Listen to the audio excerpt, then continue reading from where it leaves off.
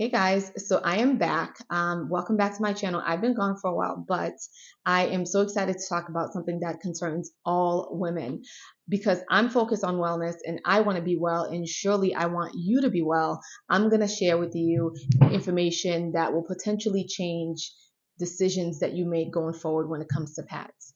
Yeah, we're talking about pads and tampons. Pads and tampons today. So a lot of women or a lot of people in general don't realize that pads and tampons can contain toxic ingredients in them. Because why would we think that something that we essentially need to use that is so close to our private parts in our reproductive organs would contain toxic ingredients that could potentially put us at risk? Like, why would we think that that would be an issue?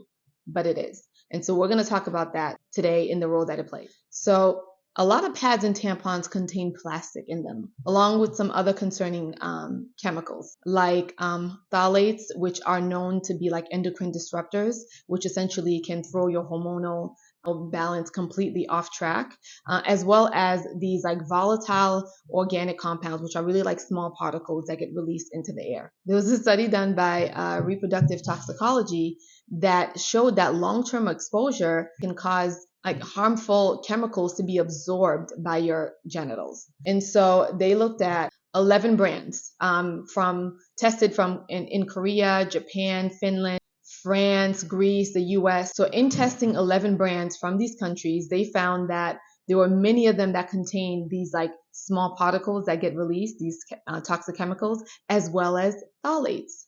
And there were specific ones that were identified too, and I'll put a list of them.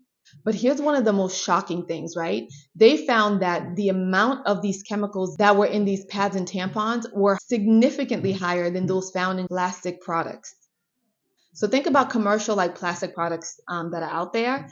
They found that these chemicals were higher in the pads and tampons than some of those products that are out there. Okay, wait a minute. You're telling me pads and tampons that I've been using every single month for years are filled with toxic chemicals, some that have been linked to cancer, infertility, and developmental issues, and they're potentially being absorbed by my genitals? And again, we're talking about things that are like in our private parts, that are inserted inside of our body, near our reproductive organs, that are filled with these toxic chemicals, and we are using them on a monthly basis for years. So there was another organization, they were called Women's Voices for the Earth, and they tested 4 different types of always pads, 4 different types, scented and unscented. And they found that these pads had these chemicals, and aside from these chemicals essentially disrupting your reproductive system, some of them are even carcinogens, meaning they are linked to cancer. Now, being in medicine, we tell women all the time not to insert anything scented into their vaginal area because it's just a really delicate area, and these things can throw off the whole like pH balance. It's a really delicate system.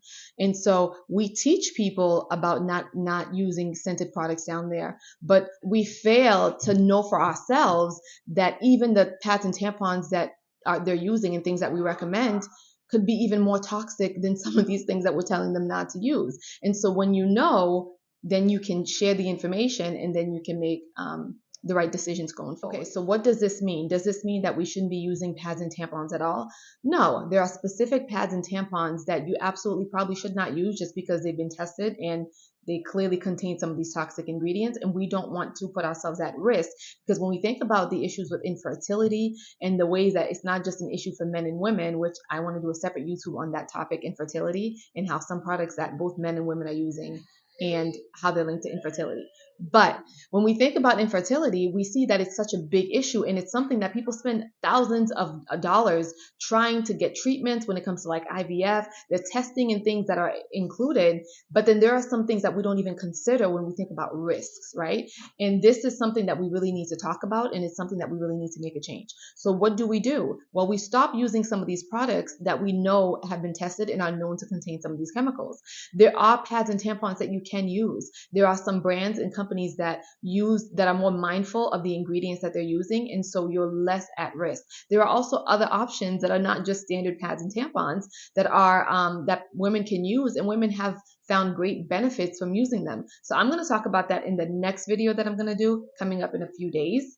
All the different options that there are, and how to go about using them and finding them out, and just tips on when you're looking for products, making sure that you're finding ones that are reputable and ones that good. And one thing that I want to say to you to encourage you is there's a lot of women, myself included, a lot of women that have reported not only to me but to other, as I was doing my research, that when they made the change from putting away these toxic pads and tampons and switching to either other alternatives or safer ones, that not only did they find an improvement in their cramping, but also some women experienced their cycle being shortened by about like 1 day, some even 2 days, but by about like 1 day. So we know that there are benefits to it. There's people who've experienced it, myself included.